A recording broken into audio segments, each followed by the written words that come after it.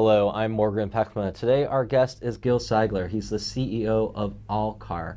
Mr. Cygler, thank you so much for joining us. Thank you. It's a pleasure to be here. Your company is a rental car company, and you also have a car sharing company as well, Car Pengo. Is that correct? Correct. And so the sharing economy is on many people's minds right now with Airbnb. What is the importance of sharing economy from a car company's perspective, or a rental car company's perspective? Well, just it helps the economy from a general perspective. It finds that each car share takes about 15 to 20 cars off the street, which considering New York is so congested, that's a great help. And so many people just don't use their cars. You know, operating today a car can cost easily between $9,000 to $10,000 when you factor in insurance, registration, maintenance. Living anywhere in some of the hot areas of New York, if it's Williamsburg or downtown Brooklyn, Manhattan, parking is expensive. And most people really don't use their car that often. So and that's $9,000 annually. Correct. Right. So if you think about how often do you really use your car, between an Airbnb, between a bicycle share, between a car share, most people can give up ownership of their car and have access to a car when they need it and still save quite a bit of money. And what is the city doing everything that it can to promote the sharing economy from your perspective? Or is it kind of picking winners and losers in the equation? I think to some extent they're picking winners and losers. I think the city could do more. A lot of cities, especially out west, some in the Midwest, are really taking more proactive steps. Some cities like San Francisco are designating on-street parking for car share, not any one specific company, just to encourage the whole basis of car share. It would also help tremendously if the city would maybe work with the parking lot industry to open up the parking lots. The parking lots are regulated by the City Department of Consumer Affairs, and currently most parking lot operators are preferring to deal with one primary industry player, which is understandable to some extent. They are a large, dominant player in the industry. However, it would help if the city would open up the field more and allow greater access. You go to the airport, you have 5 or 6 car rental companies side by side, and they're all seeming to do well. That would help a lot with car share if we would have that in different parking lots throughout the city. Are you seeking to enact any specific legislation in the New York City Council, or is this through you're trying to lobby the mayor to make these changes? Well, right now we've been trying to lobby the mayor and local city council people. We haven't discussed any legislation. It seems like it is a fine line between free trade and dominating a market. So those are really the two areas that would have to be explored. It would be good though if the market would allow a free and open competition. You know, the parking lot industry will tell us often that we have a lot of spots. We wish we can have more players in there, except we don't want to alienate one of the major companies that are dominating the market. So it seems like it would help if the city would maybe either enact, if not legislation, maybe some regulations to open up the field. And you've also tried to target what you kind of perceive as a monopoly on the state level as well, right? Didn't you pursue legislation that was directed at insurance companies being able to dictate or push you to certain rental car companies in the case of a destroyed vehicle? Yes, that was a couple of years ago. We worked with a number of the local elected officials from downstate as well as upstate. What happened is in the primary, the insurance companies, if you had a car accident or your car was stolen, most insurance companies were referring their insureds to one specific vendor with whom they had a relationship with, which was to the benefit of the insurance company, not so much to the consumer. Again, it removed any of the free trade. Consumers get an allowance with which to rent a car, $30, $40, $50 a day.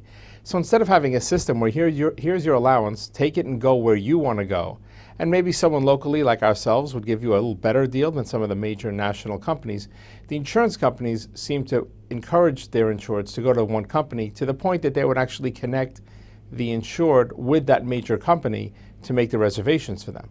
While the service was ultimately fine, when you have more competition and more consumer choice, the consumer benefits, the economy benefits, and the industry benefits. Interestingly enough, when we met with a lot of these elected officials, they related personal experiences themselves. They go, oh yeah, I had a car accident. Yeah, and I was told to go to one particular company, and I was not really given a choice. And that enabled those companies to sometimes upsell consumers, charging a little bit more for insurance or for an upsized car, which a company like ours and some other local companies would often waive just in the nature of competition.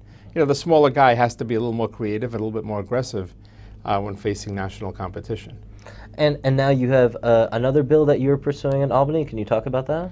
Sure, it's actually being supported by Senator Marty Golden over in the Senate and Assemblyman Steve Simbrowitz and a few others in the Assembly. We've been told by a number of consumers and industry groups the bill primarily is meant to outlaw the insurance companies right now are getting rebates, as we've been led to understand from some of the car rental companies, to encourage some of the referral of business. So if you have insurance company A sending a lot of business to a particular rental car company, they're getting back a return of that commission. So in essence, they have an incentive to want to refer you to one company. The law would basically say if the car rental company is giving an insurance company an incentive, that incentive has to be passed back on to the insured. The primary goal is to encourage the industry to give their insureds their allowance, whatever it may be, $40, $50, $60 a day, and go rent a car where you deem appropriate. Just like in the healthcare industry, you get certain money from your insurance company, you can pick and choose your hospital within a network per se, or let's say a long-term care facility if it's a nursing home, if you have a long-term health policy. It's not really regulated to one company in particular. So that's really the gist of the bill. And Allcar is it's a family-owned business. It's a smaller company. Obviously, you're competing against these juggernauts. Do you feel that the city and the state are doing enough to help promote businesses like your own, or do you think that there is a preference towards some of the priorities of the larger companies? I think as a whole, the state and city do look at the larger companies, which and to some extent is fair, but you also have to keep in mind that New York City and I think nationwide, most jobs are created by smaller businesses. A company like ours could fit that square peg into a round hole. We'll take somebody who maybe had a checkered past, that had a prior history of different issues, but has straightened themselves out, and we could see through that and give that person a chance. There are times you'll get burnt, there are times you'll succeed. Same with customers. We'll oftentimes deal with certain customers that the major companies don't want to deal with. So you know, if the entire industry of players such as ours ceased to exist, it would really hurt a large segment of the population. You know, we'll take debit cards readily. We'll take cash deposits readily. There are some people in New York City who may have an out-of-state driver's license for whatever reason. They may not have a place of employment.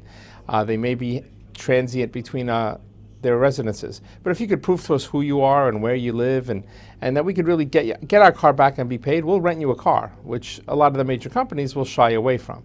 So in that sense, it would help if the city and state, either legislatively or through business policies, would allow greater access, example, in the car share industry to have more competition and not just one particular company, or in terms of the car rental insurance replacement market, to open up the field to, you know, I hear this nationwide. It's not just in New York. I'm on the board of several car rental organizations, and I belong to a industry trade group, and that's a very common refrain, that a lot of the insurance companies will work primarily with one company nationwide.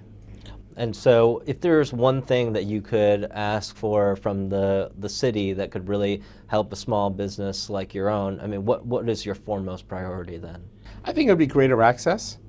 I think if the city, you know, there's one parking garage, example, in Brooklyn that has our car share facility in it. It has another one of the major companies in it. We're both relegated to the second or third floor of the facility.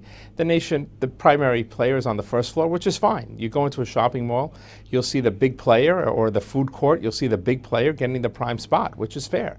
But at least the other players are allowed into the ballpark, and they're allowed an access to the facilities and access to customers. We're not asking for prime spots. We're not asking to be featured as the number one tenant.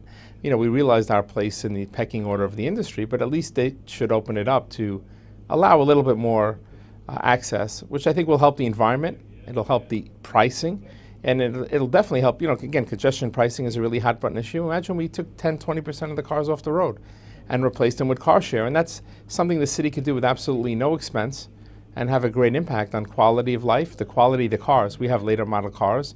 Maybe we'll get rid of some older cars off the street, affect the emissions, affect, you know, so it's not just congestion, it could affect the environment and pricing. Cygler, thank you so much for joining us. Thank you so much for having me.